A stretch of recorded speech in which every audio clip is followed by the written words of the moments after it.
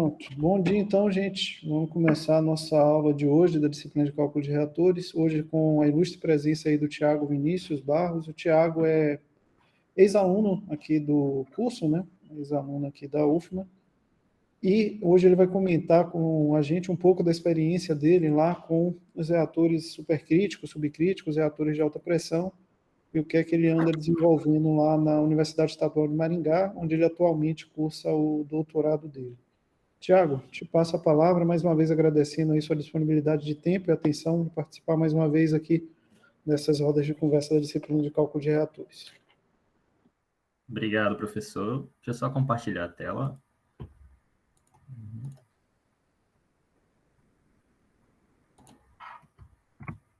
Todos veem minha tela?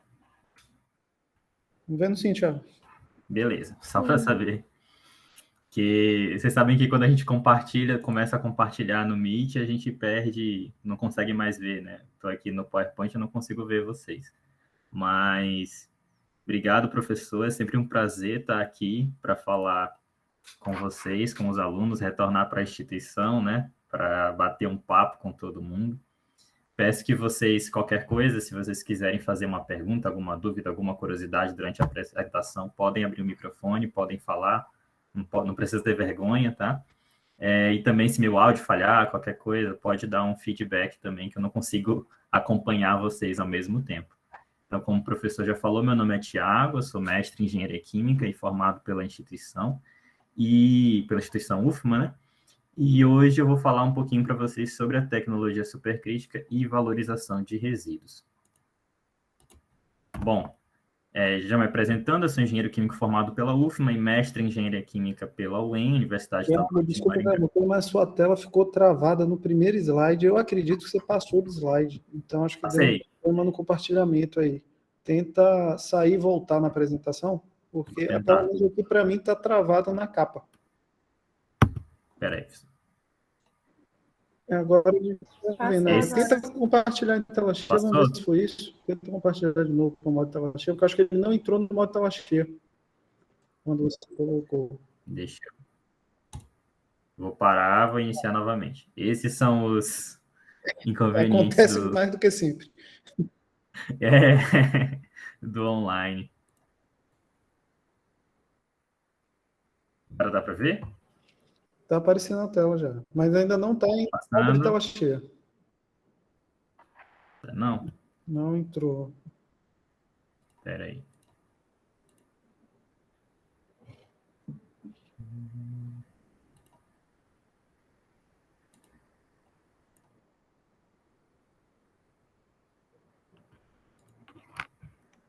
Agora, professor. Agora está em modo de tela cheia. Está passando normal? Continua na capa. Agora passou. Passou, né? Porque acho que tem um delay entre eu passar e ser exibido. Beleza. Mas tá. Continuando, sou graduado em Engenharia Química pela UFMA. Em 2013, eu participei de um projeto de iniciação científica no Laboratório de Eletroquímica da UFMA, que é coordenado pelo professor Auro Tanaka. Em 2015, eu participei do programa Ciências Sem Fronteiras e participei de um intercâmbio na Universidade de Debrecen, na Hungria, com bolsa da CAPES. E em 2016, participei de outro PIBIC no Laboratório de Otimização de Processos Químicos do nosso curso, que é coordenado aí pelo professor Antônio. Fui orientado por ele aí na iniciação científica, trabalhando com avaliação termodinâmica de processos químicos, com otimização, né, desses processos.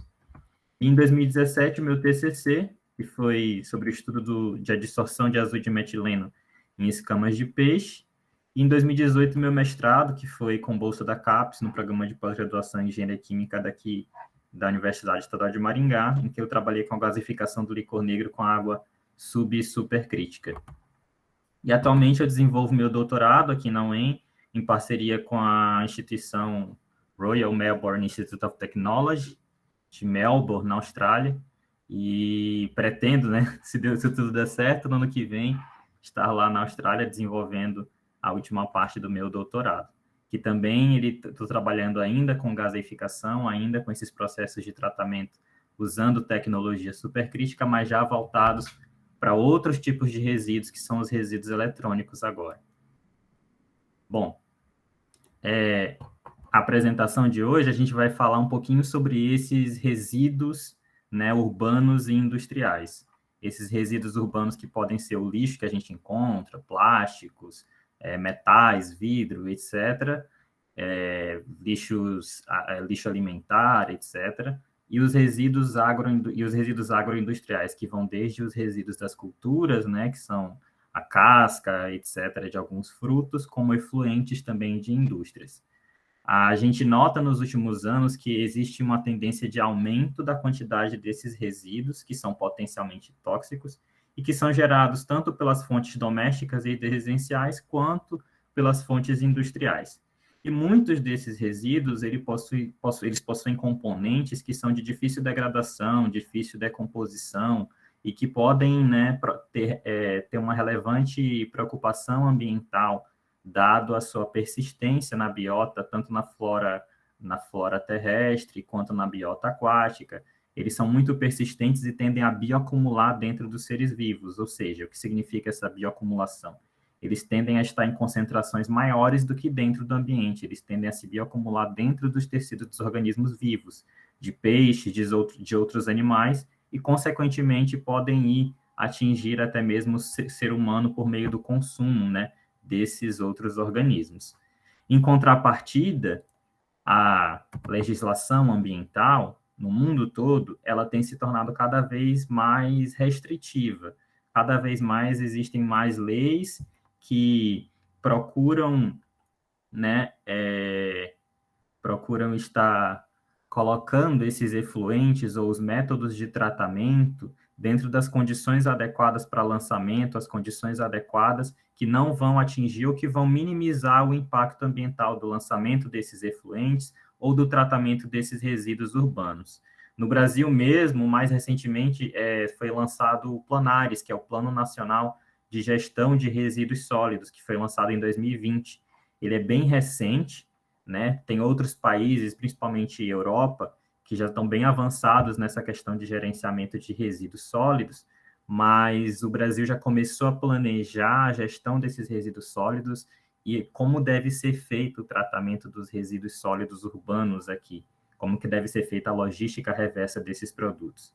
Assim, esse cenário, né, de cada vez mais estar buscando processos que sejam ambientalmente amigáveis, processos que levem a uma melhor qualidade de tratamento desses resíduos, a indicadores melhores de eficiência de tratamento e remoção desses poluentes, isso nos demonstra que existe a necessidade do desenvolvimento de tecnologias que sejam apropriadas para tratar esses resíduos, para atender critérios importantíssimos hoje, que são a geração de lixo zero e a economia circular. O que seria a geração de lixo zero? Seria através desses processos que nós estamos utilizando para tratar esses resíduos, a gente levar a subprodutos, ao mínimo de subprodutos possíveis, sejam eles efluentes, sejam eles emissões gasosas, sejam eles resíduos sólidos, que a gente possa fazer o tratamento desse efluente em todas as etapas subsequentes e não tentar minimizar o impacto ambiental dele ao máximo. E a economia circular é um conceito que está relacionado a um melhor uso dos recursos naturais, a você reutilizar o mínimo possível a matéria-prima virgem, ou seja, você conseguir buscar fontes de matéria-prima ou insumos que partam no próprio processo produtivo, para tornar o processo e o bem que o produto que você está produzindo, que ele seja mais durável, que ele seja reciclável, que ele seja, antes de tudo, renovável. Então, com esse intuito, hoje a gente vai começar falando, né, um pouquinho desses resíduos urbanos e agroindustriais. Bom, o Global Waste Index estima que a produção de resíduos e lixo aumentará em até 70% até 2050. Esse é um valor expressivo. Esse é um valor estimando para todo mundo, né? Mundialmente, ela aumentará em até 70%. E quais são as causas disso? Bom, uma das principais causas é o aumento populacional, que gera uma demanda maior pelo uso de produtos, né? Tanto produtos de consumo residencial, produtos eletrônicos, produtos alimentícios. A maior demanda motiva que esses produtos sejam mais consumidos e, por consequência, nosso nível de consumo desses produtos também aumenta. Esse nível de consumo também pode estar relacionado com a obsolescência de muitos produtos, um produto novo que é lançado no mercado, e você deixa de usar aquele anterior, por exemplo, um celular novo, um computador novo. Essas novas tecnologias, em substituição às anteriores, também ajudam a elevar o nosso nível de consumo dos produtos, devido à obsolescência, né, desses produtos, dos produtos anteriores. E a outra fonte, a outra causa dessa produção de resíduos, do aumento dessa produção de resíduos e lixo, é a administração desses resíduos, ou seja, é o modo como nós mesmos lidamos com esses resíduos e lixo, tanto urbanos quanto os industriais. Então, o modo como nós descartamos, se nós descartamos adequadamente, se nós escolhemos o método de tratamento apropriado, se as indústrias escolhem também o método de tratamento que seja o mais adequado, aquele que vai promover os melhores indicadores ambientais. Então, a forma de administração também é um critério essencial que também nos leva a essa perspectiva de aumento dos resíduos e lixo até 2050. Mas, ora, não é só a geração de resíduos que é preocupante, não é só a quantidade desses resíduos urbanos ou desses resíduos agroindustriais que é preocupante. O que é preocupante também é a escolha do tratamento apropriado. A seleção do tratamento, das condições de operação, ela é importantíssima para garantir a economia circular, para garantir a geração de resíduo zero. E os tratamentos que nós temos disponíveis atualmente, eles ainda não garantem para todos os poluentes que nós estamos enfrentando.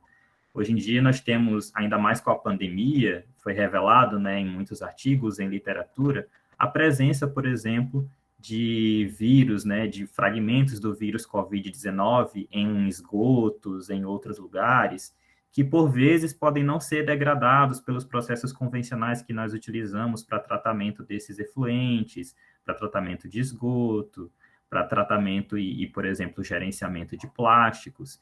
Então, isso motiva a busca por outras fontes, por outros processos que possam garantir, né, uma eficiência de degradação, uma eficiência de decomposição desses resíduos, principalmente no mundo globalizado, no mundo em que surgem cada vez mais novos poluentes e novos desafios para enfrentar essa problemática ambiental.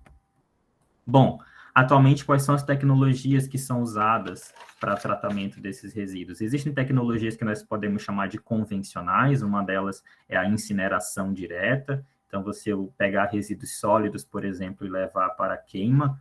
Na incineração, ela funciona a temperaturas próximas de 900 a 1.000 graus Celsius, só que ela tem alguns problemas relacionados à produção de emissões gasosas. Então, aqui a gente vai ter geração de dioxinas, de compostos sulfurados, de compostos nitrogenados, de dióxido de carbono, que são nocivos à atmosfera. Então, é um processo que ainda precisa ser estudado, que ainda precisa se estudar, por exemplo, o tratamento dessas emissões gasosas. Nós temos também a adsorção, que é adequada para efluentes muito diluídos, para efluentes com baixa concentração de matéria orgânica, em que você usa uma partícula, o adsorvente, que vai interagir com o poluente vai adsorver na superfície, vai ser fixado na superfície desse adsorvente, desse material sólido. Ora, mas a adsorção apresenta também outros inconvenientes, como, por exemplo, a necessidade de regeneração desse adsorvente, que por vezes ela pode ser uma regeneração térmica, ou seja, você vai precisar aquecer para remover esse poluente do adsorvente, ou você pode precisar fazer uma lavagem com um solvente para poder dissolver esse adsorbato do material sólido. Por último, nós temos também a oxidação química e ou biológica, que é utilizado, por exemplo, para tratamento de esgoto, para tratamento de água. Mas o inconveniente, por exemplo, da oxidação biológica é que os métodos biológicos, eles são altamente específicos e complexos.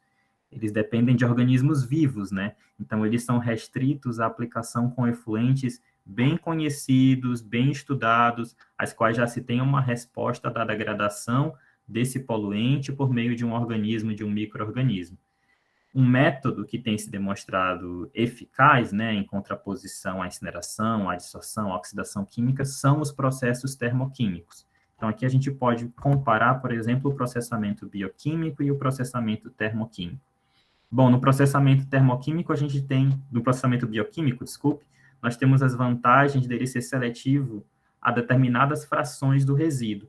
E no processamento termoquímico, nós temos altos custos relacionados às temperaturas e pressões empregadas no processo. Desculpa, isso aqui é desvantagem, na verdade. Os altos custos do processamento termoquímico são uma desvantagem, porque nós precisamos levar aquele efluente, aquele resíduo, a altas temperaturas e altas pressões. Mas como vantagem, agora sim, nós temos os curtos tempos de reação do processamento termoquímico em relação ao bioquímico, que requer longos tempos de operação, por vezes dias ou meses, para degradar completamente aquele efluente ou aquele resíduo sólido. Bom, para o processamento termoquímico, nós temos um dos tipos do processamento termoquímico seria a combustão. E nesse processo, a energia armazenada no resíduo é convertida em calor. E a conversão completa desse resíduo acontece na presença de calor e um oxidante em altas temperaturas. Esse oxidante em razão estequiométrica para garantir a completa conversão desse resíduo, né? E sob temperaturas de até 1000 graus Celsius, ou seja, uma temperatura muito alta. Aqui, o principal produto gasoso costuma ser o dióxido de carbono na combustão, o que é um problema por causa da emissão de dióxido de carbono que afeta a atmosfera, né? E essa queima, ela ocorre em câmaras de combustão, que podem ser em leitos fixo ou leito fluidizado. Um outro tipo de processo para o processamento termoquímico é a pirólise, que ocorre com ausência de oxigênio em temperaturas mais baixas, de 350 a 500 graus. Na pirólise, o intuito é promover a degradação térmica do resíduo, obtendo-se, além dos gases, uma fração oleosa e vapores orgânicos condensáveis. A pirólise ela pode ser dividida em pirólise lenta, onde você tem taxas de aquecimento baixas, e ela leva geralmente à produção de carvão. A pirólise rápida, com taxas de aquecimento elevadas, que leva a maior produção de líquidos, geralmente uma fase oleosa ali, uma fase oleosa predominantemente e uma fase aquosa. E a pirólise catalítica, que combina a catálise heterogênea com o processo de pirólise tradicional. Então, nós usamos um catalisador ali para degradar o resíduo, e ela produz uma fase oleosa que pode ser usada para atuar como combustível. Nós temos ainda a gaseificação. A gaseificação, ela refere-se à oxidação parcial da matéria orgânica, utilizando ar, oxigênio ou água para obter um produto gasoso. Ela acontece em temperaturas mais altas que a pirólise, mas nem sempre em temperaturas tão altas quanto a combustão. Ela oferece flexibilidade no uso de diferentes tipos de alimentação. E conforme o material gaseificado é aquecido, ocorre a secagem dele, com liberação de vapor de água, a volatilização da matéria orgânica e a posterior gaseificação, que é a formação do produto gasoso. Os principais compostos obtidos nesse produto gasoso são hidrogênio e monóxido de carbono, que é o que nós chamamos de gás de síntese ou syngas. E esse syngas ele pode ser utilizado para a geração de outros combustíveis por meio da reação de Fischer-Tropsch ou para a produção de calor e eletricidade. Em relação a esses processos convencionais, né? Quais são os principais problemas dele hoje em dia? Eles têm uma baixa performance ambiental nos seus indicadores, nos indicadores de tratamento dos efluentes e desses resíduos. Eles não conseguem, por vezes, tratar completamente esses resíduos. Geram subprodutos que ainda necessitam de tratamento, sejam eles subprodutos líquidos, sejam eles gases que precisam de purificação. Tem problemas, às vezes, de escalabilidade, por exemplo, nos processos de adsorção. Às vezes, você é capaz de encontrar um bom adsorvente, que seja um bom adsorvente em laboratório para poder remover um determinado poluente, mas quando se faz a escalabilidade, né, quando você pretende usá-la em um leito fixo, um leito fluidizado, em um sistema de alta pressão, você tem problemas, né, relacionados ao custo de fabricação daquele adsorvente, a queda de pressão no leito. Então, são problemas que não permitem ou não colaboram, eu diria, para que aquele adsorvente, ou aquele material, ou aquele processo seja usado para tratamento de um poluente. E os indicadores de eficiência desse tratamento, que às vezes não são os melhores. Bom, sim, aparece, e vou falar agora um pouquinho para vocês sobre a tecnologia supercrítica, que ela se apresenta como uma alternativa a esses processos convencionais para tratamento desses resíduos. Ora, o que seria um fluido supercrítico? Um fluido supercrítico é que a gente tem como se fosse um diagrama de fases genérico, no eixo X a temperatura, no eixo Y a pressão. Aqui vocês conseguem ver as fases vapor, fase líquida, fase sólida e a fase supercrítica. A fase supercrítica ela está em condições de temperatura e pressão acima do ponto crítico de uma determinada substância. Então, o que acontece após esse ponto crítico? Nessas regiões, não há distinção entre as fases líquida e a fase vapor. É como se o fluido supercrítico ele tivesse apresentando propriedades tanto de líquido quanto de vapor. Essas propriedades físico-químicas do fluido supercrítico, que mudam drasticamente a partir do ponto crítico, são isso que fazem com que esses fluidos sejam tão adequados para tratamento de resíduos e tão atraentes para tratamento de resíduos. Essas propriedades físico-químicas, então, proporcionam um mínimo impacto ambiental no tratamento, um consumo de energia reduzido quando comparado com os processos de tratamento convencionais, porque, em geral, as condições de temperatura, principalmente, são inferiores aos processos de combustão e incineração, então o requerimento energético é menor, proporciona uma geração de menor quantidade de resíduos tóxicos e de subprodutos, e uma conversão eficiente de reagentes em produtos, no caso de reações químicas em meio supercrítico. E também uma alta qualidade ou segurança dos produtos finais, né? Você consegue obter um alto nível de purificação de um determinado componente que possa estar presente no efluente que ainda tem interesse industrial, né? Outras características é que os processos que usam fluidos supercríticos, eles já são considerados na literatura como sustentáveis e ambientalmente amigáveis. Isso porque eles não usam solventes que sejam tóxicos. Em geral, esses processos com fluidos supercríticos, eles podem ser usados para a extração de um componente, de compostos bioativos, de compostos que podem ser utilizados e aplicados na indústria fina, na indústria farmacêutica, na indústria alimentícia. Então, são solventes que eles não vão promover nenhuma toxicidade para organismos vivos ou para o ser humano, e etc. E, a partir do ponto crítico, é possível também você ajustar as propriedades termofísicas, as propriedades do fluido supercrítico, por meio da mudança da temperatura e pressão, ou seja, apenas mudando temperatura e pressão, você pode melhorar, né, a eficiência do seu tratamento, mudando apenas temperatura e pressão do fluido supercrítico. Ora, isso daqui é só um gráfico para demonstrar para vocês. Eu fiz uma pesquisa breve na fonte Scopus por supercritical e fluid. Esse é o número de documentos ou artigos publicados desde 1945 até 2022. Vocês veem que ali começa em mais ou menos 1980 a expandir o número de publicações sobre fluidos supercríticos, e lá em 2022, né, a gente já tem mais de 2.000 artigos publicados só esse ano sobre o tema. Não trouxe aqui o gráfico, mas o Brasil é um dos países em que mais se publicou ao longo desse marco histórico de 1945 até aqui. É um dos países que mais tem publicações sobre tecnologia supercrítica e sobre o uso de tecnologia supercrítica no tratamento de resíduos, na produção de produtos de uso industrial, de química fina, etc. Bom, aqui uma tabela com alguns fluidos supercríticos e suas propriedades críticas, só para exemplificar que vocês conheçam.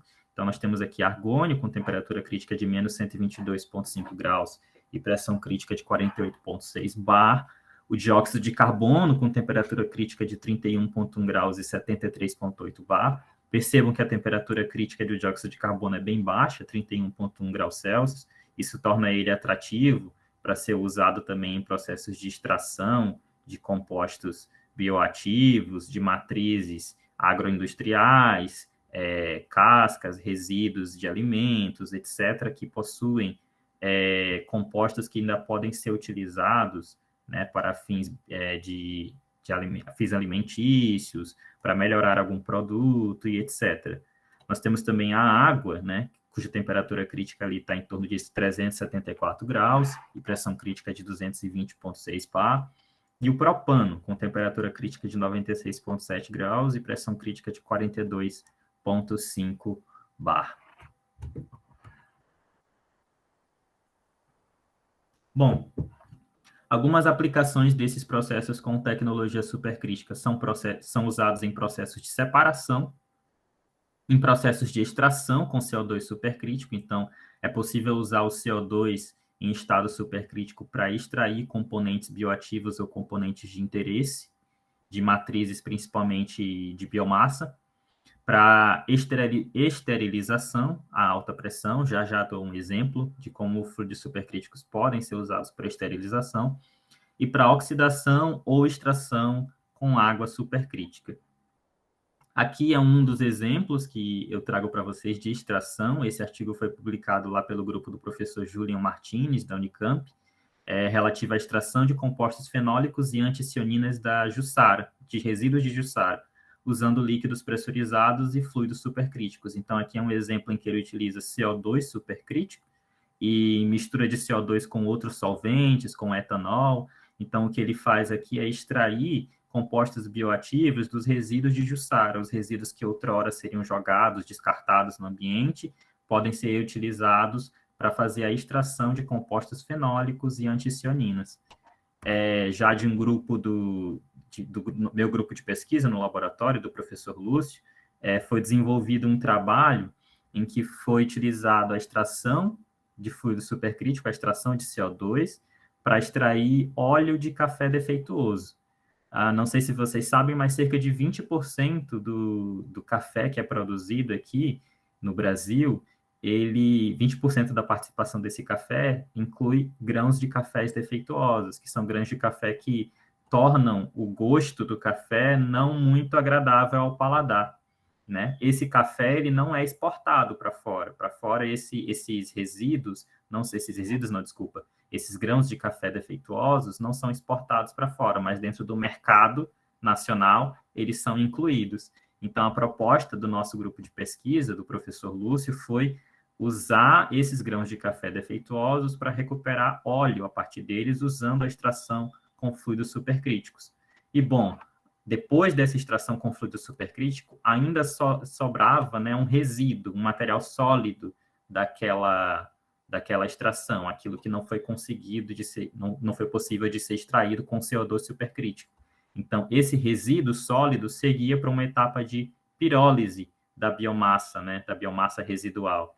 Então, aqui a gente tem um processo que propõe o lixo zero, né, ou seja, a gente conseguia fazer a extração do óleo do café defeituoso e ainda com o resíduo que sobrava da extração, fazer um processo de pirólise para produzir um combustível. Então, são exemplos, né, do uso de tecnologia supercrítica para atingir essas metas de resíduo zero. Outro exemplo, e aqui já está relacionado à esterilização. Esse artigo publicado agora, em fevereiro de 2022, eu achei enquanto preparava essa apresentação, sobre o uso de dióxido de carbono supercrítico para limpeza e esterilização de máscaras FF2, no contexto da pandemia de Covid. Em geral, essas máscaras que seriam descartadas e podem ser reutilizadas com um solvente ambientalmente amigável, como o CO2, que possui essa capacidade de fazer a limpeza dos poros e já direto a esterilização dessas máscaras. Aqui eles fizeram uma avaliação biológica também, né, para saber se essas máscaras poderiam ser reutilizadas sem contaminação cruzada e etc. E concluíram que o fluido, né, o dióxido de carbono supercrítico, é uma opção atraente, uma opção interessante para a esterilização dessas máscaras, para a remoção, né, de contaminantes, para a limpeza dos poros dessas máscaras, essas máscaras FF2. Um outro exemplo, esse daqui já foi do meu trabalho de mestrado, que foi relacionada à gaseificação do licor negro, um resíduo industrial da produção de papel e celulose. E aqui a gente trabalhou em condições subcríticas e supercríticas.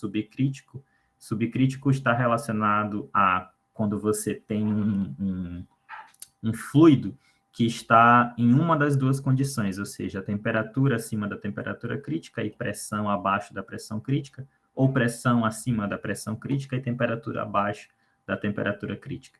Então, aqui a gente avaliou a distribuição dos produtos, tanto os produtos gasosos quanto os produtos líquidos que foram gerados por meio do tratamento desse resíduo industrial, e as perspectivas econômicas, ou seja, se esse processo de tratamento ele seria rentável, ele seria viável se aplicado, se escalado, né, para um processo real. Bom, agora eu vou começar a falar um pouquinho para vocês sobre a água supercrítica, que é especificamente com que eu trabalho, trabalho desde a época que trabalhava aí com o professor Antônio na iniciação científica. Do lado esquerdo de vocês veem o diagrama de fases da água. E ali vocês veem 4 regiões, a região de líquido, a região de vapor, e 3 regiões acima da região de vapor, onde vocês têm a região de liquefação, gaseificação catalítica e gaseificação em elevadas temperaturas. São as 3 regiões de trabalho em que você pode trabalhar com a água. A partir do ponto crítico, nós teríamos, então, a gaseificação catalítica, que ocorre aí de temperaturas próximas ao ponto crítico até temperaturas de 500 graus, mais ou menos, e acima de 500 graus, a gaseificação em elevadas temperaturas, que vai levar, basicamente, a produtos gasosos, a hidrogênio, CO2, CO e metano. Do lado direito, a gente tem um diagrama que mostra diversas propriedades em função da temperatura. Então, aqui a gente tem a viscosidade, constante dielétrica, densidade e produto iônico. Eu chamo a atenção de vocês ali próximo do ponto crítico da água, ou seja, na temperatura de 374 graus. Exatamente nesse ponto, ocorre uma mudança drástica nessas propriedades da água, tanto no produto iônico, quanto na densidade, quanto na constante dielétrica e na viscosidade. A constante dielétrica tende a diminuir e cair consideravelmente, a densidade também, o produto iônico também. E a mudança dessas propriedades, né, a mudança desse valor dessas propriedades, refletem características interessantíssimas para a água e que tornam ela muito atrativas nesse estado supercrítico para tratamento de efluentes ou para tratamento de resíduos. A constante dielétrica, por exemplo, a mudança nessa constante dielétrica, permite que a água comece a dissolver, comece a ter miscibilidade com compostos orgânicos. Então, compostos orgânicos começam a poder ser dissolvidos em água, o que torna ela um excelente solvente e, ao mesmo tempo, um meio reacional. O produto iônico muda consideravelmente. Então, a partir daqui, a partir do ponto crítico, as reações radicalares começam a predominar. E isso favorece a decomposição de matrizes orgânicas, de fontes de biomassa, em água em estado supercrítico. Então, toda a mudança dessas propriedades termofísicas promove características interessantíssimas da água. Além disso, o uso da água em estado supercrítico, a água por si só ela não é um solvente tóxico, não vai requerer uma secagem anterior do resíduo, não vai requerer outros processos que podem ser necessários para tratamento desse resíduo. Aqui é um vídeo que eu queria mostrar para vocês. Deixa eu ver se ele vai executar. Esse é um vídeo visto de uma célula de equilíbrio. Então, aqui em cima a gente vê a pressão de 235 graus e aqui embaixo ele está aumentando a temperatura dentro da célula. Então, aqui a gente está em 160 e subindo. Vocês vão notar a formação dessas bolinhas de vapor, né, que estão sendo formadas aqui. E quando chegar próximo do ponto crítico da água, que está em 370 graus, vocês vão notar que forma como se fosse uma névoa. Não vai ser possível distinguir nenhuma dessas fases, nem observar essas bolinhas de vapor, nem nada. Então, aqui já está em 320, quando chegar próximo de 360, 370 graus, vai mudar completamente o aspecto da visualização aqui. Então, está chegando em 360, Aí ele começa a ter instabilidade dentro da célula de equilíbrio e, de repente, não é possível mais distinguir se o que tem ali dentro é fase líquida, se é fase vapor, tudo que se vê é essa névoa na célula. E aí ele começa a reduzir a temperatura depois, nesse vídeo, acho que vai dar para ver. Isso, ele começa a reduzir a temperatura. E vocês vão conseguir ver novamente a distinção das fases. Deixa aí. Tem 340, e aí ele retorna a distinção das fases com essas bolhas de vapor aqui dentro. Bom, a água supercrítica apresenta uma baixa constante de elétrica, o que torna ela altamente miscível com vários solventes orgânicos. O número de pontes de hidrogênio na água supercrítica é menor e elas são mais fracas. A viscosidade é bem baixa e ela possui uma alta difusividade também, o que facilita a penetração em uma matriz lignocelulósica, por exemplo. Ela possui uma alta condutividade térmica e calor específico, que favorece reações endotérmicas.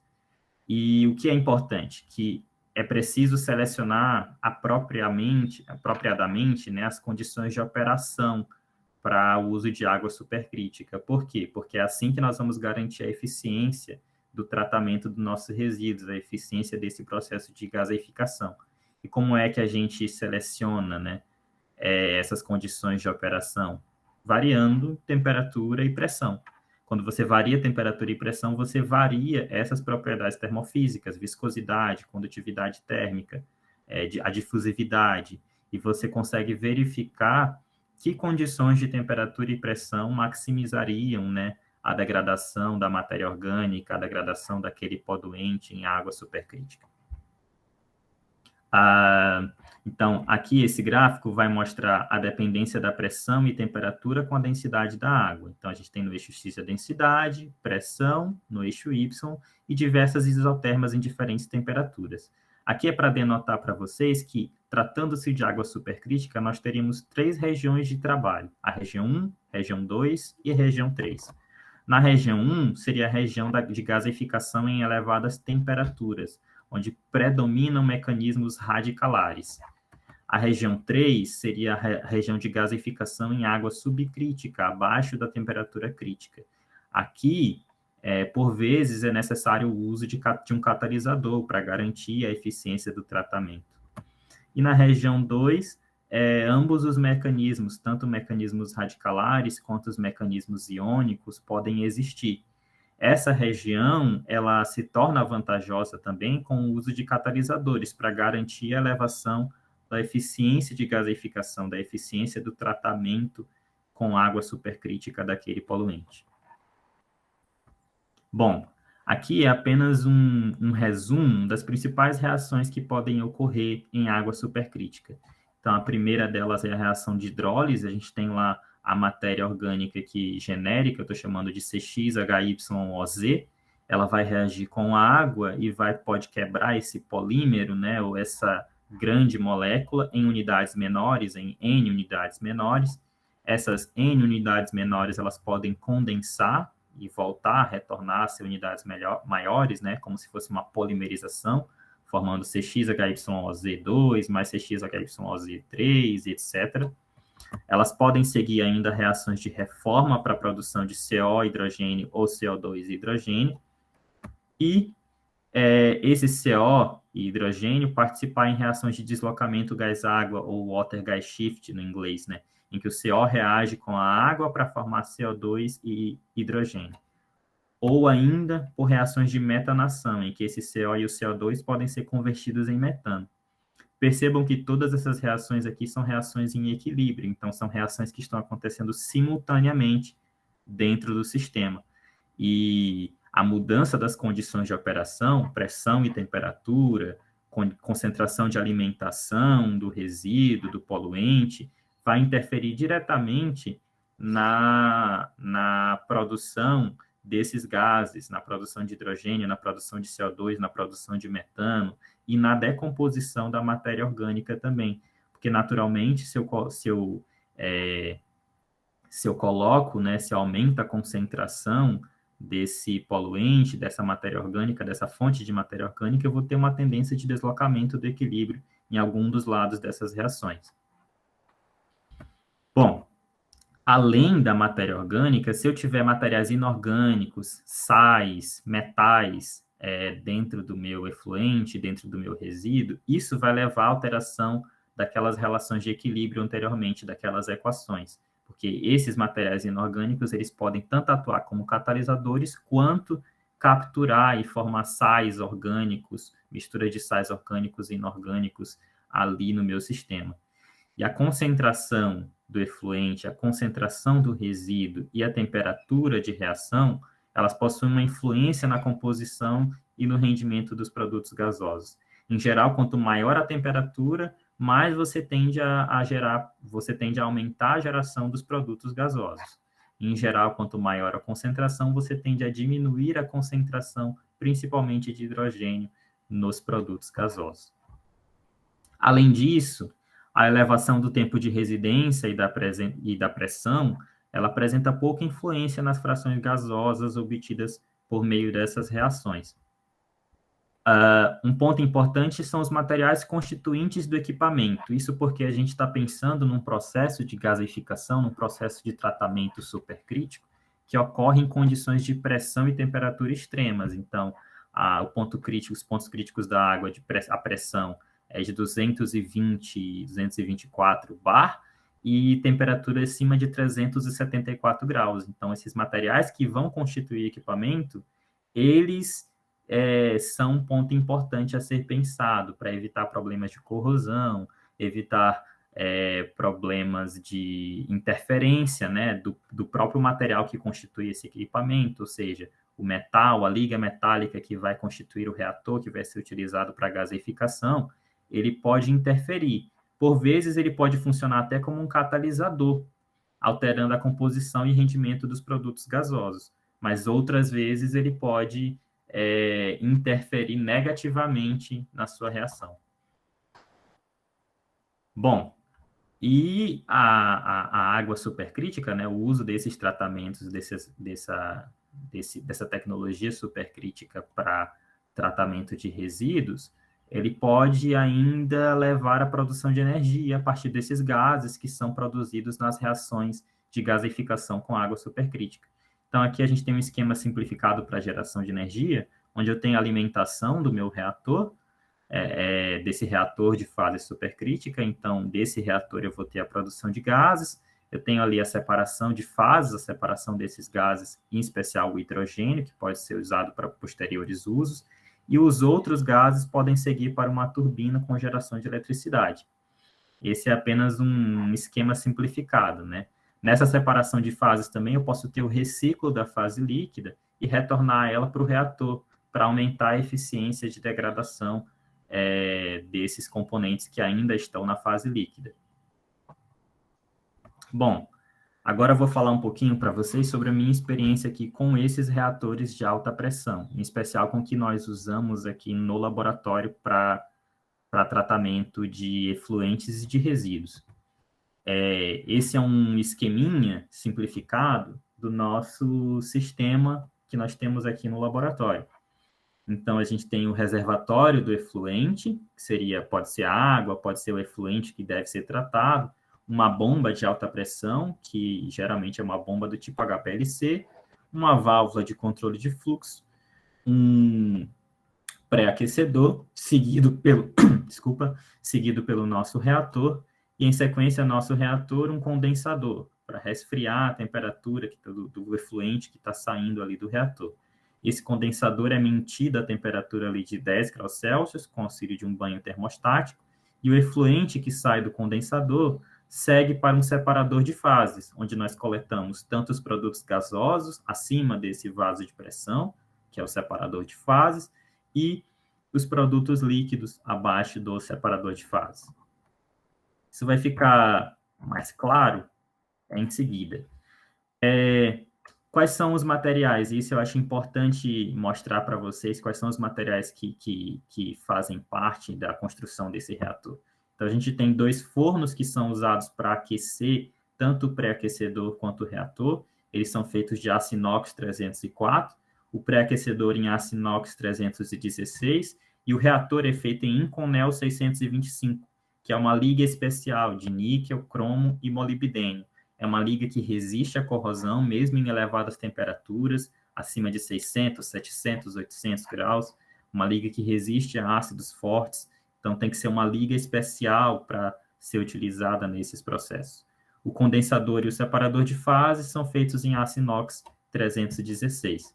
Aqui a gente tem alguns detalhes do diâmetro interno, externo e comprimento. O nosso reator, por exemplo, ele tem... Isso aqui tem centímetros, tá, gente? Esse comprimento em metros dele é 0,37. 37 centímetros, mais ou menos, de comprimento. Bom, aqui são algumas figuras para vocês verem. Ele é como se fosse um reator PFR, né? Um reator tubular. A gente tem aqui uma visão da frente dele. Então, vocês veem aqui o tubo. Essa seção circular é por onde vai escoar o fluido. Aqui são os 37 centímetros de comprimento desse reator. Essas seções, elas são fechadas, né? São vedadas. Tem um selo aqui que veda esse reator e que não permite o vazamento do fluido enquanto ele está operando. E também elas são vedadas com parafusos feitos em aço inox, parafusos, porcas e arruelas feitos em aço inox, e muito bem apertados para não permitir nenhum vazamento durante o processo. Essa seria a serpentina do reator, a serpentina de cima, e a serpentina do pré-aquecedor, que é onde o fluido vai passar, né? Vai ser pré-aquecido antes de chegar no reator e depois vai passar aqui pelo comprimento do reator. Esses seriam os nossos fornos que permitem o aquecimento. Então, aqui a gente tem as duas resistências cerâmicas que são usadas para aquecimento, tanto embaixo do nosso pré-aquecedor quanto em cima do nosso reator. Aqui no nosso reator, nós trabalhamos com um fluxo ascendente. Então, o fluxo de fluido, de água ou de efluente, ele vem de baixo para cima, escoa pelo pré-aquecedor, depois pelo reator e assim sucessivamente. Após sair desse reator, então ele vai para um condensador, que é esse vaso aqui, não sei se dá para ver no pointer. Nesse vaso aqui, ele parte, o fluido quente entra nesse vaso de pressão, aqui dentro escoa água fria a 10 graus Celsius, que vai ser responsável por resfriar essa mistura reacional que está saindo de lá. E em seguida, ele sai, né, passa por essas duas válvulas. Essa válvula, ela é essencial porque ela permite o controle da pressão do nosso sistema reacionário, uma válvula do tipo back pressure, e logo após a gente tem o separador de fases, que é esse vaso aqui em aço inox. Nesse separador de fases, a gente faz a coleta da fase gasosa, nessa mangueirinha, que acho que dá para ver aqui, e a coleta da fase líquida embaixo. A gente tem essa válvula, em que quando a gente necessita fazer a coleta da fase líquida, essa válvula é aberta e aqui escoa a fase líquida para coleta. Atualmente, o nosso reator ele possui ali 3 termopares ao longo deles, que são para aferir a temperatura ao longo do comprimento do reator e também para fazer o controle da temperatura, para setar a temperatura desejada e observar qual que é a temperatura de resposta à temperatura que está lá internamente dentro do reator.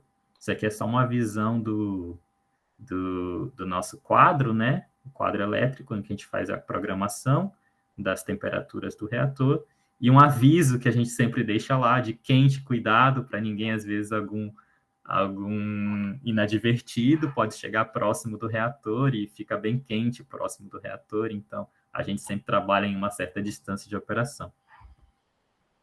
Como que é feito, então, a operação desse reator? Primeiro, o preparo da solução de alimentação, então, seja ela água, seja ela um efluente, a gente faz a dissolução, se for um material sólido, se houver a necessidade de agitação, ou seja, se for uma suspensão, na verdade, de um sólido em um líquido, a gente prepara essa solução, depois segue para o bombeamento dessa solução, para o ajuste da pressão, ou seja, o controle da pressão que vai ser trabalhada no reator por meio da válvula back pressure, que é essa válvula V2 aqui nesse esquema.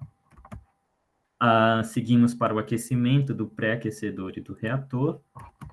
e resfriamento da mistura reacional, que é promovido continuamente por um banho, né, que está ali conectado ao condensador e mantido a 10 graus Celsius.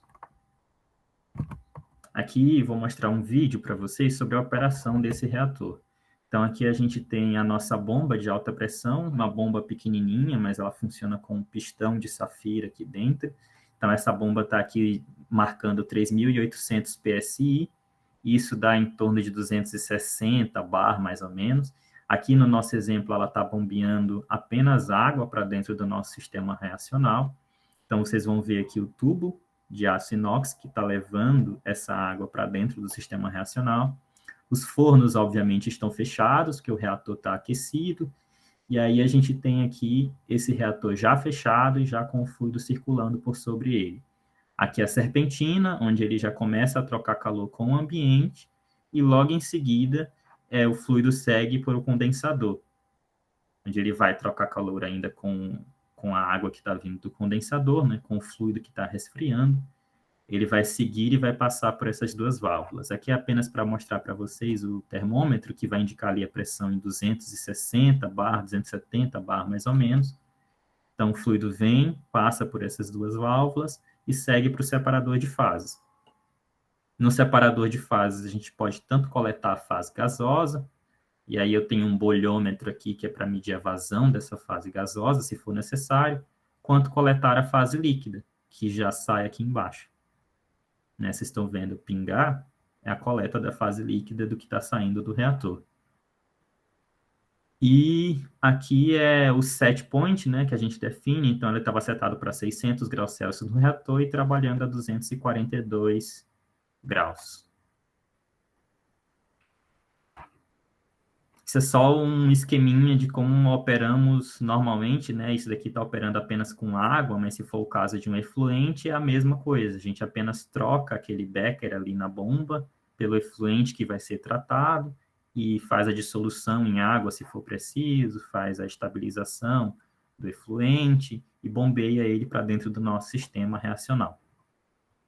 Bom, e como é que a gente obtém as alíquotas, principalmente as alíquotas da fase gasosa? A gente obtém ampolas gasométricas, que são esses tipos de ampolas aqui. A gente faz essa coleta, então, acho que dá para ver nesse vídeo, nessas ampolas. Aqui eu coloquei só para vocês crerem, né? Dentro dessa ampola, desse espaço vazio aqui, é onde estão os gases. Então, hidrogênio, CO, CO2 e metano são encontrados aqui dentro. Eles vão escoando para dentro dessa ampola e vão preenchendo o espaço dessa ampola. Isso é uma válvula de via única que depois de fechada, ela não permite que os gases que estão aqui dentro da ampola, eles possam escapar e sair daqui. E aí essa fase gasosa a gente coleta e leva para analisar. Ela é analisada num cromatógrafo a gás, né, em que a gente verifica tanto a identificação, né, de cada um dos componentes que estão presentes nessa fase gasosa, como também a gente consegue quantificar a quantidade de hidrogênio, CO, CO2, metano, etc., que foi produzida nas reações. E não basta só analisar os produtos gasosos, né? Precisa analisar o produto líquido das reações para ver se ainda tem um poluente, se ainda tem algum componente que possa ser tóxico. Então, a gente usa diversas análises no laboratório, como cromatografia gasosa, espectrometria de massas, avaliamos parâmetros físico-químicos, então a cor do efluente que está saindo do reator, o pH, a turbidez, a absorvância, verificamos se isso está dentro dos indicadores do que é permitido pela legislação brasileira, outros dados como carbono orgânico total, demanda química e bioquímica de oxigênio, que também vão nos fornecer subsídios, né, para saber se o nosso tratamento, como está sendo o nosso tratamento, se ele está sendo eficiente para degradar esse poluente. Um exemplo, né, aqui de uma das análises que nós executamos, que é a espectrometria de massas, ou FTMS, a espectrometria de massas de alta resolução, nós utilizamos ela para avaliar distribuições de classes de compostos, para propor caminhos reacionais ou identificar as seletividades globais. Isso porque os caminhos reacionais, a quantidade de reações que acontecem com esses poluentes, com esses componentes em água supercrítica é imensa. Então, a quantidade de compostos que vão estar ali presentes, principalmente no efluente líquido, é gigantesca, além de 1.000, 2.000 compostos que vão estar ali. Então, para isso, a gente precisa fazer uma análise para saber se, dentre todos esses compostos que foram produzidos, se eles ainda apresentam algum potencial tóxico, se algum desses compostos pode ter interesse industrial, se é necessário uma outra etapa de separação, uma outra etapa de purificação. E para isso a gente usa uma técnica que é a espectrometria de massas, para identificar esses componentes. Então, aqui nessa figura, vocês veem um diagrama típico de Van Crevelen, que é um diagrama que é construído e a partir dele a gente pode obter informações, né, sobre quais são os componentes que estão presentes após o nosso tratamento. Então, pode ser lipídios e resinas, açúcares, compostos fenólicos, entre outros. Apenas olhando para as regiões desse diagrama e para as informações que são obtidas por essa técnica, nós conseguimos identificar quais que são os componentes que foram produzidos por meio dessas reações. Bom, ultimamente nós temos analisado também os produtos sólidos, porque agora nós estamos trabalhando muito no laboratório com resíduos sólidos.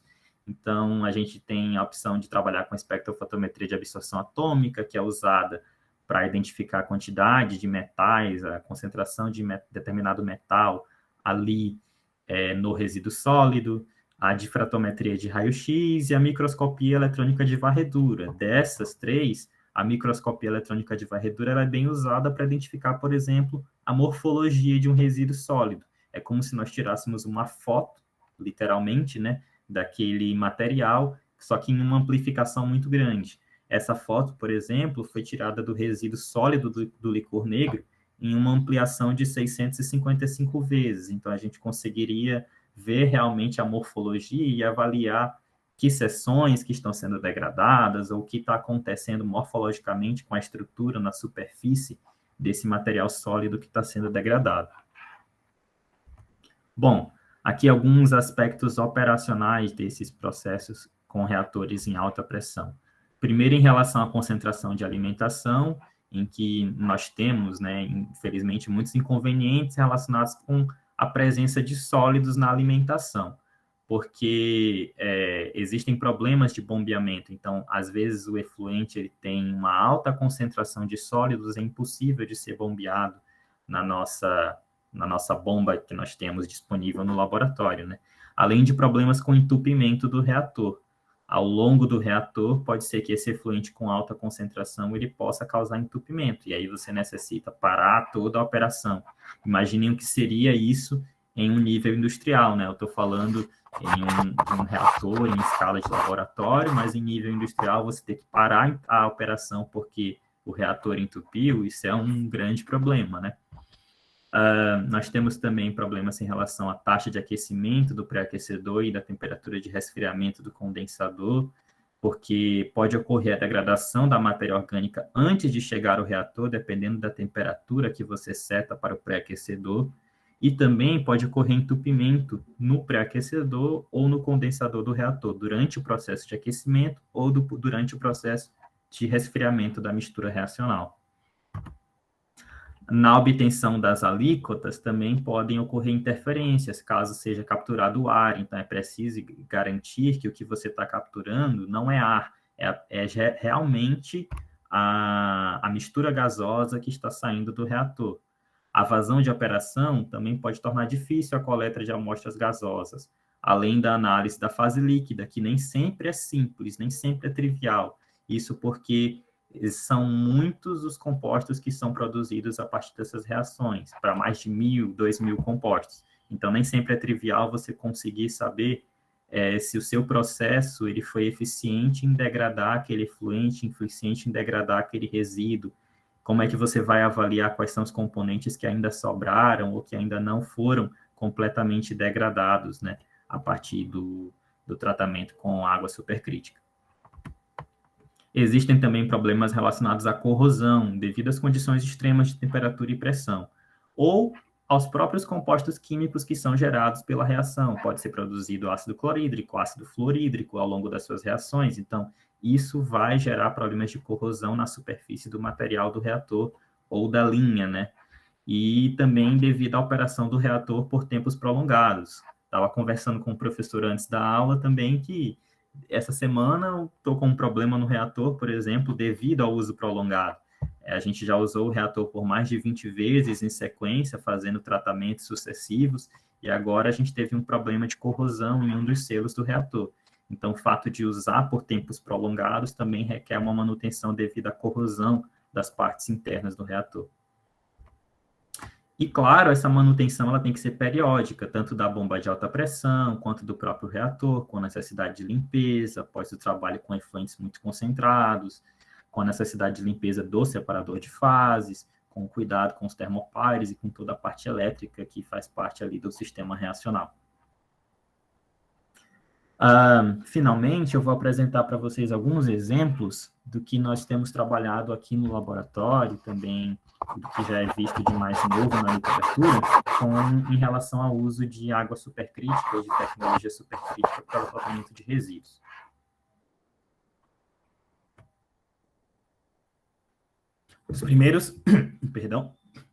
Um dos primeiros trabalhos que foi realizado aqui no nosso laboratório foi a gaseificação de lactose e de um efluente, né, da indústria de lacticínios.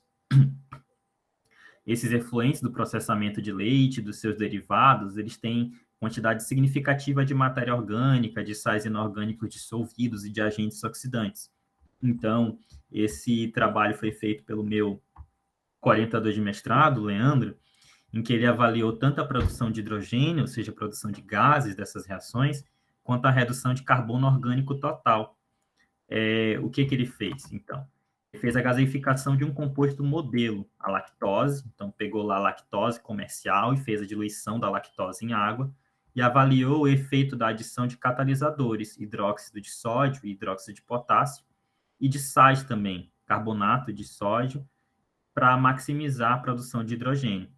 E aí, depois de estudar o composto modelo, que seria a lactose, ele estudou o efluente industrial, que seria o whey, né, da indústria de processamento de lacticínios, e avaliou a gaseificação do whey nas mesmas condições de operação da gaseificação do composto modelo, que era a lactose.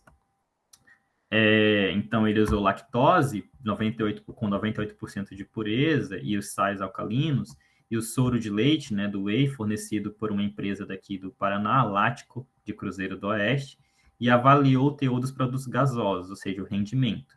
Como ele avaliou o rendimento? Quantidade de hidrogênio em mol produzido na saída, por quantidade de mol de lactose que era alimentada no reator. Assim, o que ele observou? Ele observou que se ele aumentasse a concentração em massa de lactose,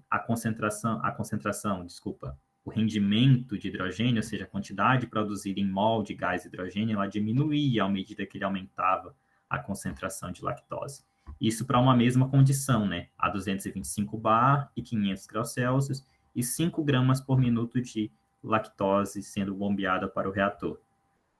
Aí, quando ele adiciona catalisadores já para no sistema reacional, ou seja, se ele adiciona 0,1% em massa de hidróxido de sódio ou 0,3% em massa de hidróxido de sódio, esse rendimento que era de 0,17 mols de hidrogênio, ele aumenta significativamente para 0,57, 0,62. Então, aqui se nota que quando você adiciona um catalisador, um reagente inorgânico ali, que vai, né, interferir nas reações, vai favorecer a formação de hidrogênio, isso pode aumentar, elevar a eficiência do teu processo.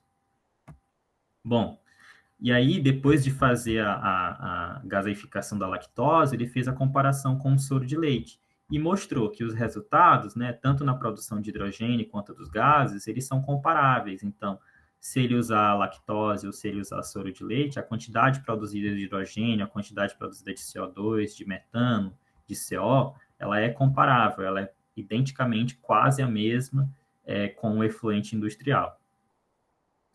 Então, nesse caso, ele concluiu que a lactose ela possui um alto potencial para a produção de hidrogênio a partir dessas reações de SCWG, de gaseificação com água supercrítica, e que aumentando a temperatura, né, elevando a temperatura, e isso favoreceu a produção de hidrogênio dessas reações. Então, assim, ela é uma opção, a gaseificação com água supercrítica, ela é uma opção interessante para tratamento de um efluente industrial, e ainda para recuperar energia por meio da produção de gases. Tanto é que ele demonstrou que ele teve uma alta produção de hidrogênio, principalmente quando ele incluiu os catalisadores ali na reação. Um outro exemplo do laboratório foi feito pelo professor Paul Casademont, que é um professor espanhol. Ele fez um trabalho aqui no nosso laboratório de gaseificação de resíduo do processamento de oliveiras. Então, ali era um resíduo da indústria de azeite, que contém água utilizada na lavagem das sementes, tecido da polpa e óleo residual. Então, ele consistia em uma mistura complexa que tem gorduras, tem açúcares, ácidos, polifenóis, diversos compostos presentes em um único efluente, né? Ele não era um efluente único de uma composição química conhecida, era uma composição química variável e com diversos componentes, e por isso ele tinha uma alta carga orgânica, ou seja, uma elevada demanda química de oxigênio, que significa que é necessário uma grande quantidade de oxigênio para fazer o tratamento completo, a oxidação completa desse efluente. Então, um método convencional de tratamento, ele não seria capaz de reduzir a quantidade de matéria orgânica presente nesse efluente. Aí, então, o objetivo do professor Paul foi maximizar a produção de hidrogênio, fazendo a gaseificação desse efluente com água supercrítica. E o que ele obteve? Ele variou as temperaturas de tratamento de 560 a 700 graus Celsius e a diluição, ou seja, pegou lá o efluente do resíduo das oliveiras e variou a diluição, diluiu em água de 60% até 180%, não, desculpa, em massa, né? E aí ele verificou que, conforme ele aumentava a diluição e incluía mais água no sistema, isso favorecia a quantidade de hidrogênio que era produzida, quantidades menores de efluente e maiores de água. Da mesma forma, o aumento da temperatura levava a condições de maximização da quantidade de hidrogênio produzida.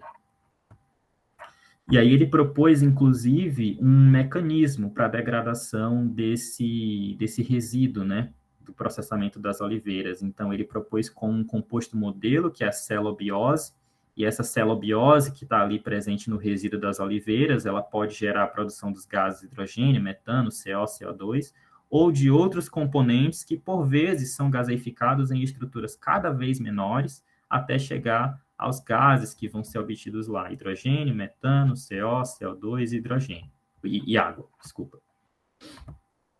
Um outro exemplo do nosso laboratório também foi a Ana Paula, que trabalhou com tratamento de lixiviado de aterro sanitário. Então, ali era um efluente de composição variável, porque a gente está falando do chorume, né?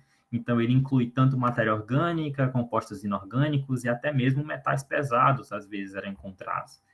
E os processos convencionais, tanto biológico quanto físico-químico, não são suficientes para a remoção efetiva de todos esses poluentes. Às vezes são eficientes apenas para uma dessas classes, ou matéria orgânica, ou para remoção de compostos orgânicos, ou para remoção de metais pesados. Então, foi utilizado, né, a água supercrítica com a intenção de promover o tratamento de todas essas classes de componentes do lixiviado de aterro sanitário. Mas qual que foi o problema? Se identificou que o efluente que era produzido a partir do tratamento, ele continha ainda amônia, o que limitava a conversão de nitrogênio orgânico em gás, em nitrogênio gasoso. E essa quantidade de amônia que era produzida também não estava dentro dos indicadores permitidos para lançamento desse efluente ou para adequação dentro da legislação ambiental brasileira. Por conta disso, o efluente desse tratamento com água supercrítica passou por um tratamento subsequente para remoção dessa amônia que ainda estava ali e da matéria orgânica que ainda estava presente também no efluente. Então, aqui foram usados dois processos combinados, água supercrítica e troca iônica.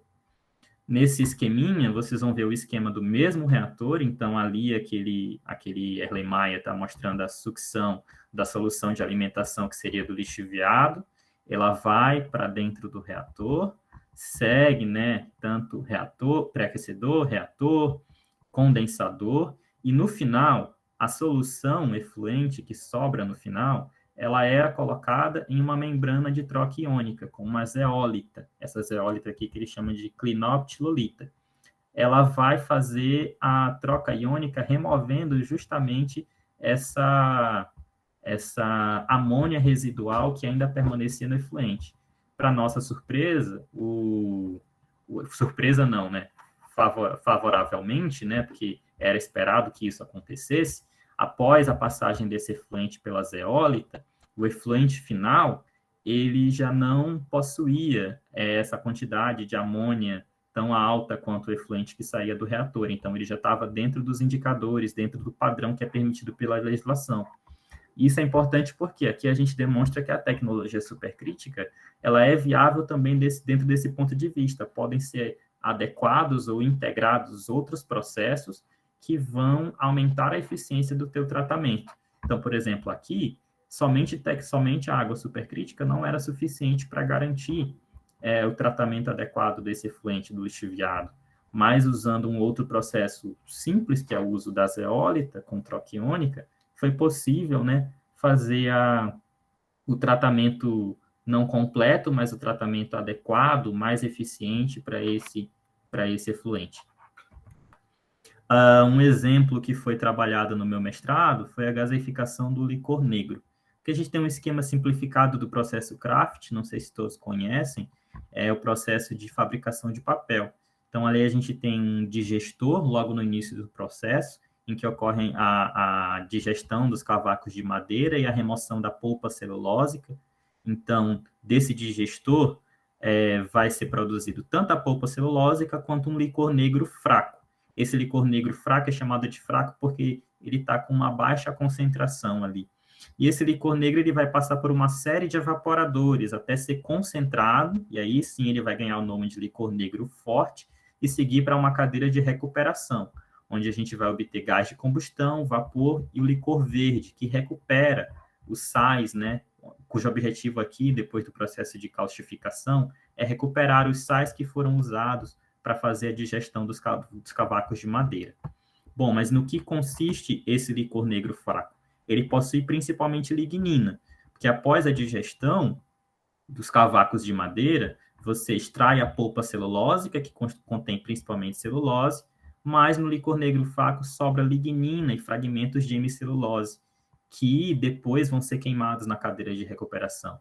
Então, a nossa proposta aqui no meu mestrado foi justamente, ao invés de usar esse licor negro fraco para passar em uma série de evaporadores, utilizar ele para substituir essa sequência de evaporadores ou talvez amenizar essa sequência de evaporadores por um sistema de gaseificação com água supercrítica. Bom, mas em que consiste esse licor negro fraco? Ele consiste em fragmentos de hemicelulose e lignina. Aqui é uma figura com a estrutura da biomassa vegetal, da parede celular da planta. Então, a gente tem ali que ela é constituída por celulose, hemicelulose e lignina.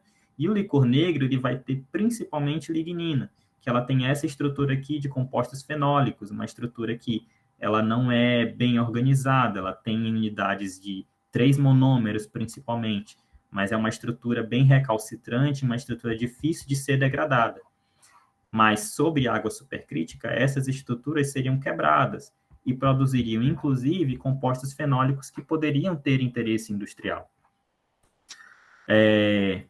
Só para se ter uma ideia, cerca de 7 toneladas de licor negro são produzidas, estima-se que são produzidas com 15% de sólidos por tonelada de polpa celulósica. Então, é uma quantidade enorme de licor negro que é produzida no processo Craft. E dessa forma, esse subproduto ele é uma fonte de biomassa atraente para conversão em outros produtos de valor agregado. Então, se fosse possível implementar um processo que fosse tanto energeticamente favorável quanto eficaz para tratamento do licor negro, isso levaria a uma redução significativa do custo energético, do custo do processo Craft. E aí foi isso que nós propusemos, né, no nosso laboratório durante o meu mestrado. Além disso, o licor negro ele possui sais alcalinos contidos ali que interferem nas reações entre as moléculas orgânicas, então vão favorecer a produção de gases, porque esses sais alcalinos vão atuar como catalisadores para a reação. E só que um inconveniente é que a composição química dos produtos da fase líquida do licor negro ela é bem complexa, é difícil de você identificar todos os produtos que estão presentes ali. Em geral, eles são monômeros da depolimerização da lignina, anéis aromáticos e ácidos carboxílicos, como mostrados nessas fotos aqui, onde você tem ali o composto fenólico ligado a diferentes radicais, como H3CO, etc., ou até anéis benzênicos conjugados, vários anéis unidos, né? Aqui é uma foto das soluções de licor negro antes e após o tratamento. Então, aqui dá para vocês verem a solução antes do tratamento, a primeira garrafinha aqui, diluída. Aqui a solução tratada a 350 graus, acho que já dá para perceber uma mudança de cor. E aqui a solução tratada a 500 graus. Aqui também, isso é fonte de outro artigo, o artigo do Cal e colaboradores. Esse é o licor negro original e tratado em diferentes temperaturas, então a 400, 450, 500, 550 e 600 graus. A 600 graus aqui a solução a solução efluente, né, do reator já é praticamente transparente, praticamente límpida, mostrando que o tratamento foi eficiente para degradar as moléculas orgânicas que estavam ali presentes. No meu mestrado, por exemplo, a gente conseguiu identificar os compostos que estavam presentes no licor negro. Então, esse diagrama que vocês veem aqui para diferentes condições, ele é conhecido como diagrama de Van Crevelen, em que cada um desses pontos que está presente nesse diagrama representa um composto químico identificado. Então, vocês veem aqui, nessa região, por exemplo, entre 0 e 0,5, há um monte de compostos. Aqui tinham mais de 2.000 compostos identificados dentro do licor negro. E o que a gente conseguiu perceber que ao longo do tratamento, essa quantidade de compostos que estava ali dentro, ela é reduzida. Começam a sumir compostos ali desse licor negro, do efluente que está ali saindo do reator. E isso nos indicou uma grande eficiência do nosso tratamento. Não só mostrando que nosso tratamento era eficaz para degradar esses poluentes que estavam ali presentes, como também para mostrar os caminhos de reação que estavam sendo seguidos, que são indicados por essas setinhas que são vistas nos diagramas. Da mesma forma, foi possível observar que o aumento da temperatura favoreceu a quantidade de hidrogênio, a quantidade de gases que foi formada por meio da gasificação do licor negro. Então, aqui vocês veem diferentes concentrações do efluente, então 6,4 gramas de oxigênio, 12,1 gramas de oxigênio, 18,6 gramas de oxigênio no efluente, para diferentes temperaturas. O que é possível observar aqui desse gráfico é que à medida que eu elevo a temperatura para todas as condições, eu levo as quantidades de hidrogênio que são formadas, eu elevo as quantidades de dióxido de carbono também que são formadas, mas à medida que eu aumento a concentração do efluente, eu tendo a diminuir a quantidade de hidrogênio que é formada ali nessas reações. Da mesma forma, nesse trabalho, eu pude realizar a análise estatística da composição dos produtos gasosos. Então, aqui vocês veem uma curva de contorno para a formação de gás hidrogênio, isso em mols de hidrogênio obtidos, né? E uma curva de contorno para a formação de gás metano. Aqui a gente pôde identificar que até 76% em mol de gás hidrogênio poderia ser produzido com uma alimentação de 2,2% de licor negro e uma temperatura de 500 graus Celsius, e até 40% de metano poderia ser produzido em uma concentração de alimentação de 2,3 de sólidos e uma temperatura de 500 graus Celsius. Já para dióxido de carbono, o comportamento foi oposto. A gente observou ao longo das reações que eu realizei no mestrado que existiam regiões onde não havia dióxido de carbono na fase gasosa. Isso por quê? Porque os sais inorgânicos que estavam ali presentes, eles não só atuavam como catalisadores, eles atuavam na captura de dióxido de carbono. Então, o dióxido de carbono que estava na fase gasosa, ele era dissolvido na fase líquida, na forma de carbonatos. Então, todo o dióxido de carbono que estava sendo produzido nessas regiões aqui de concentração, 3 e 4% de sólidos e temperaturas de 360 a 400 graus Celsius, ele era dissolvido na fase líquida, e por isso ele não estava presente na fase gasosa. Bom, outro exemplo é o tratamento de hormônios presentes em água residual de indústria farmacêutica. Então, esse foi um trabalho realizado por um grupo de pesquisa parceiro, lá da Universidade Federal de Goiás, do professor Christian, em parceria aqui com o professor Lúcio, e eles realizaram um tratamento de uma solução sintética contendo hormônios e de um efluente de indústria farmacêutica. A gente sabe que os processos convencionais, novamente, eles apresentam baixas eficiências de degradação desses compostos, desses hormônios que são persistentes, que são difíceis de degradação. E com esse trabalho eles conseguiram observar uma redução do carbono orgânico total de até 88% no efluente da indústria farmacêutica, né? Então aqui, para vocês verem, na foto à direita, vocês vão ver a solução sintética do hormônio antes, dentro desse becker, e a solução após o tratamento, já praticamente límpida, sem a presença do hormônio degradado ali. E no gráfico à sua esquerda, vocês vão ver a redução do carbono orgânico total em função da temperatura e da vazão mássica de alimentação no sistema reacional, variando a vazão mássica de 5 até 25 ml por minuto. O que nota-se é que à medida que se aumenta a temperatura, você tende a aumentar a redução de carbono orgânico total. Porém, à medida que você aumenta a vazão de 5 para 25 ml por minuto, você tende a reduzir a redução de carbono orgânico total. Isso por quê? Porque, como você está aumentando a vazão, você está diminuindo o tempo de residência no reator. Então, o fluido que está percorrendo o reator, ele está tendo menos tempo para entrar em contato e para reagir efetivamente ali e fazer a degradação das moléculas orgânicas que estão presentes ali no reator, que estão presentes ali no seu efluente.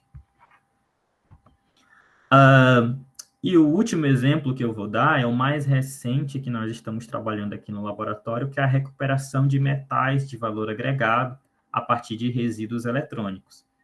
E, convencionalmente, como é que é feita essa recuperação de metais? Ela é feita usando pirometalurgia, então com baterias ou resíduos eletrônicos que são fundidos para redução e formar uma liga metálica, e envolve o uso de altas temperaturas, produção de emissões gasosas tóxicas e um alto consumo de energia, porque na pirometalurgia são usadas temperaturas altíssimas de 1.000, 1.100, 1.200 graus.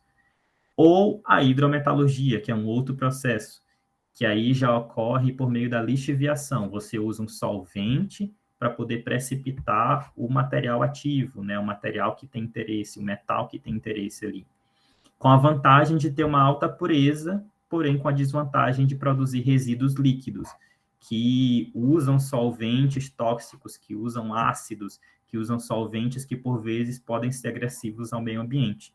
Então, uma proposta que tem aparecido na literatura nos últimos anos é justamente utilizar a tecnologia supercrítica para recuperar esses metais que têm valor agregado em resíduos eletrônicos. No nosso laboratório, a gente tem trabalhado com diversos tipos de resíduos. Então, no meu doutorado, eu trabalho com baterias de íons lítio, né? Nessa figura, vocês veem uma representação esquemática de uma bateria. Ela consiste ali em um ânodo e um cátodo separados por uma folha de cobre, folha de alumínio e uma membrana separadora que vai permitir o escoamento dos íons lítio de um lado para o outro. No processo de carga dessa bateria, uma fonte de energia externa, né, ela vai prover elétrons para essa bateria e fazer com que os íons lítio eles escoem aqui do cátodo para o ânodo. E no processo inverso de descarga, os íons lítio eles vão escoar, obviamente, do ânodo para o cátodo. Em geral, esse ânodo é constituído por grafite, carbono, né, sólido, e lítio, no caso, quando ele está no processo de carregamento, o lítio vai lá ficar intercalado dentro do grafite, e o cátodo por um óxido de um metal de transição, geralmente é óxido de lítio e cobalto, o LiCoO2. Bom, já tem trabalhos na literatura que, inclusive, falaram sobre isso, já relataram o uso de água supercrítica e outros agentes lixiviantes, como o PVC, Chlorinated Polyvinyl Chloride, para a degradação da parte orgânica, né, dessas baterias, e também para a recuperação dos metais que têm interesse ali dentro, nessas baterias. E por que recuperar esses metais? Recuperar esses metais porque a nossa demanda por baterias, por dispositivos eletrônicos, ela só tende a aumentar. E, em geral, esses metais, eles possuem um custo de extração, um custo de separação, de preparação da matéria-prima muito elevado. Então, a reciclagem, ela é uma alternativa muito interessante por você poder promover o retorno desse metal para o processo produtivo. E aí já tem trabalhos que relatam o uso de temperaturas até medianas, ali na região subcrítica, de 200 a 320 graus, e com elevadas eficiências de extração dos metais. Então, esses metais, são extraídos para a fase líquida, na forma de hidróxidos, na forma de carbonatos, na forma de cloretos, metálicos. E aí, qual que é a vantagem? Que além de você conseguir recuperar esse metal, você degrada a parte orgânica, que outrora essa parte orgânica, se não fosse tratada por incineração, em processos que gerariam emissões gasosas tóxicas, ela poderia ser descartada inadequadamente, levar à poluição do solo, levar à poluição aquática, etc. E esses metais acabarem retornando para consumo humano ou serem bioacumulados em outros seres vivos. O procedimento, né, no nosso laboratório para processamento, por exemplo, de baterias, na verdade, de qualquer resíduo, ele segue com o descarregamento das baterias, ou, na verdade, de qualquer resíduo eletrônico que nós trabalhamos, né, nós já trabalhamos também com placas de circuito impresso, de computadores, celulares. Aqui eu vou falar especificamente das baterias, que são o trabalho do meu doutorado. Então, eles seguem uma sequência de descarregamento dessa bateria para remoção de energia residual, seguido de secagem, separação dos materiais da bateria, então eu separo o ânodo de cátodo da matéria orgânica que está presente ali, e redução de tamanho, porque eu preciso fazer a redução do tamanho da bateria, a cominuição, para fazer o carregamento desse material no reator. Então, agora, o nosso resíduo sólido, que aqui não é um efluente, esse resíduo sólido, ele funciona como se fosse um recheio. Dentro do meu reator, eu carrego esse material e vou bombear água, né, por esse reator. E o fluido vai percorrer e reagir ao longo do reator. É como se fosse, acaba funcionando como um sistema de reator semi-batelada, mais ou menos, porque a minha matéria-prima, tudo que está ali que eu quero fazer a gasificação ou oxidação, ela está dentro do reator e o que está escoando continuamente é a água. Bom, aqui é o nosso aparato experimental para processamento dos resíduos eletrônicos, é basicamente o mesmo, só que aqui na parte após o reator, né, ao invés daquela serpentina que tinha anteriormente, agora nós temos um elutriador, que na verdade é um vaso de pressão apenas para impedir a passagem de sólido, para evitar que sólidos muito finos possam seguir e passar para o condensador, passar para o restante do nosso sistema reacional. Esse vaso de pressão aqui, ele garante que todo o material sólido restante, ou seja, a fase metálica que é obtida, que ela fique dentro do reator, que ela não escoe para fora, que não seja levada por arraste do fluido para o condensador ou para nossas válvulas aqui de controle da pressão, que não podem ver sólidos, porque elas não foram projetadas para trabalhar com sólidos, senão isso vai diminuir a eficiência de trabalho delas e, com certeza, levar a uma necessidade de manutenção. Então, aqui é só um vídeo que eu ia mostrar para vocês sobre... Aqui o reator não está operando, mas apenas para mostrar esse vaso, né, esse elutriador, que serve para impedir com que a passagem de sólidos, com que os sólidos que estão carregados dentro do reator sigam para o restante da tubulação. O sistema continua o mesmo, com um separador de fases para coleta da fase gasosa em cima e coleta da fase líquida embaixo.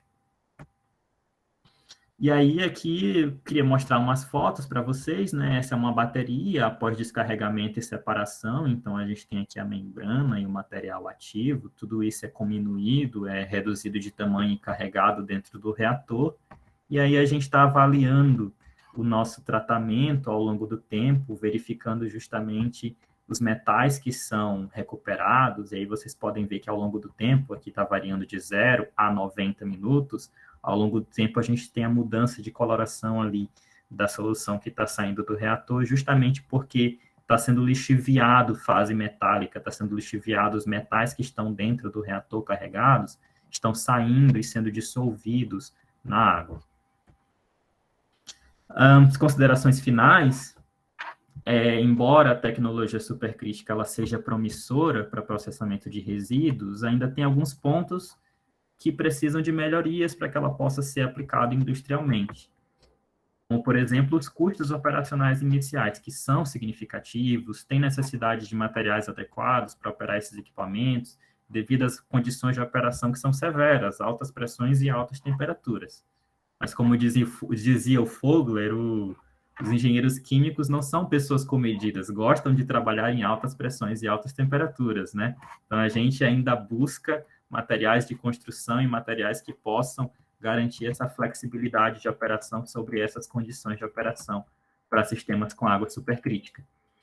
Mas, ainda assim, ela representa uma alternativa promissora, porque usa solventes que não são tóxicos, ela tem uma alta taxa de degradação de compostos orgânicos persistentes, poucos subprodutos são obtidos, e mesmo esses subprodutos podem, às vezes, ter interesse industrial ou podem requerer poucas etapas de tratamento subsequentes, e ainda tem uma eficiência de extração elevada, por exemplo, para os metais dos resíduos eletrônicos, sem usar solventes tóxicos que são comumente usados para tratar esses resíduos.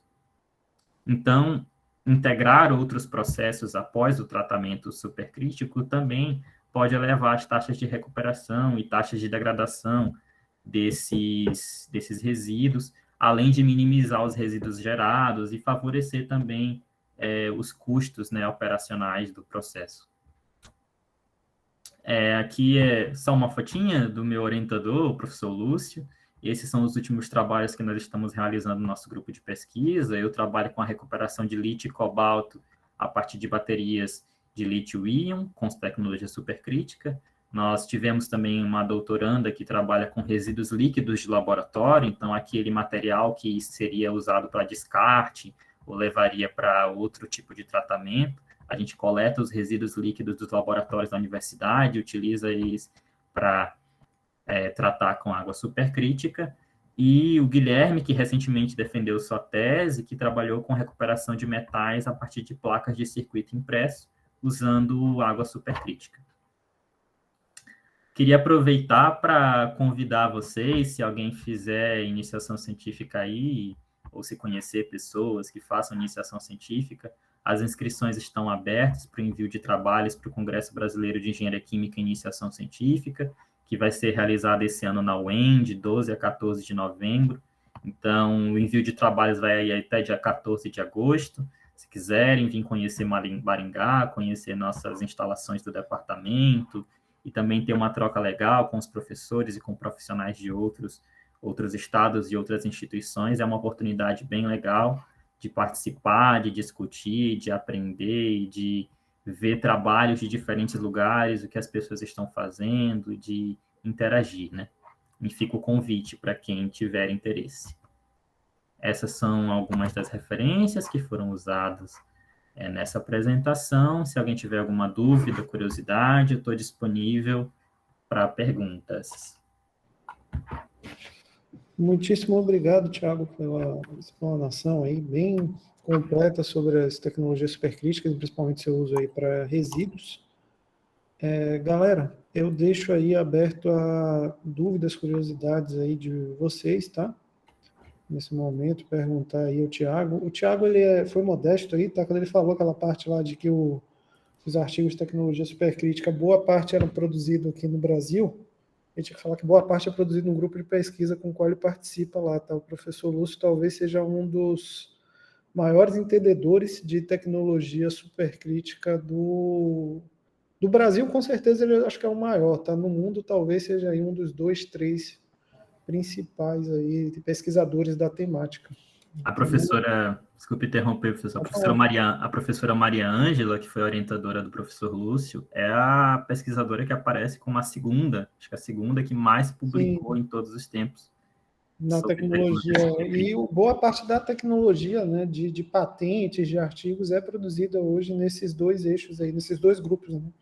de Sim. pesquisa. Então, o Brasil é um dos principais produtores de tecnologia, o Thiago está nos laboratórios que mais produz essa tecnologia. Então, é bem interessante aí essa conversa, principalmente por conta disso. O pessoal está te parabenizando bastante aqui, Thiago, pela Eu palestra, vi. pela jornada, pelo seu caminho aí na pós. Com relação a dúvidas, pessoal, algo que vocês queiram perguntar aí ao Thiago? Tipo, eu tenho só uma Pode pergunta. perguntar, Matheus. Tipo, em alguns processos que utilizam esse fluido supercrítico, é utilizado também um co-solvente. E serviria mesmo para quê? No caso, existem processos de... Eu posso falar sobre o processo de extração, mas tem também processos de reação, mas posso falar também sobre processos de extração.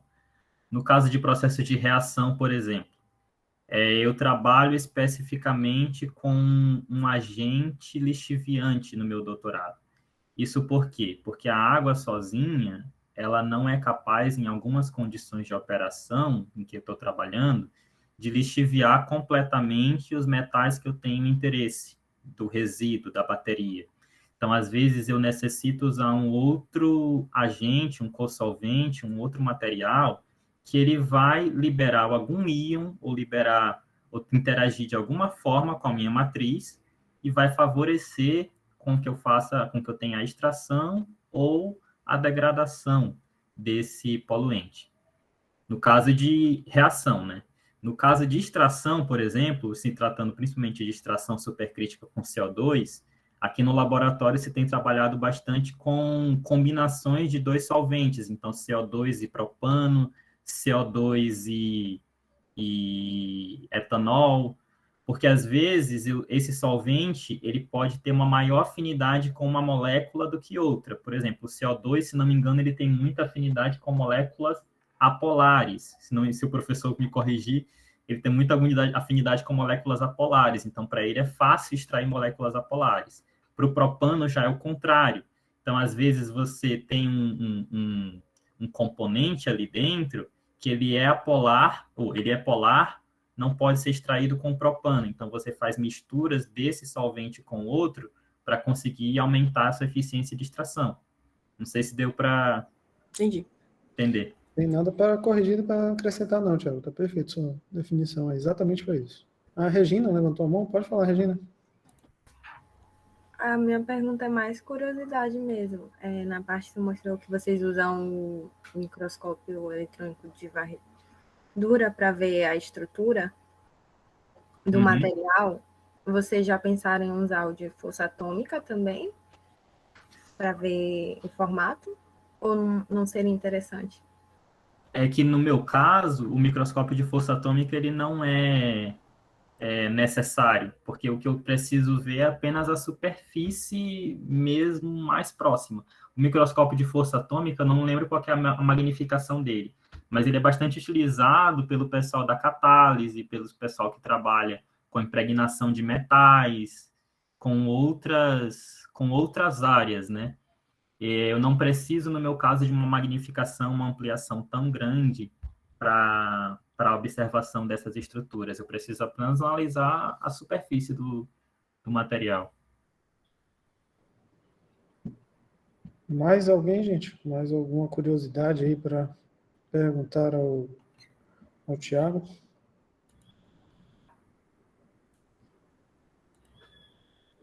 Caso não, agradeço muitíssimo, Thiago, sua disponibilidade de tempo, atenção aí com a gente aqui na UFMA, né? Sempre que possível eu te chamo aí para esse tipo de evento, principalmente por conta dessa experiência sua aí na área de tecnologia supercrítica, que é uma área muito, como você mesmo finalizou aí em sua apresentação, extremamente promissora e cada dia mais já utilizada na indústria, visando principalmente essa área aí de reaproveitamento, de integração energética, uma área realmente de grande e vasta aplicação.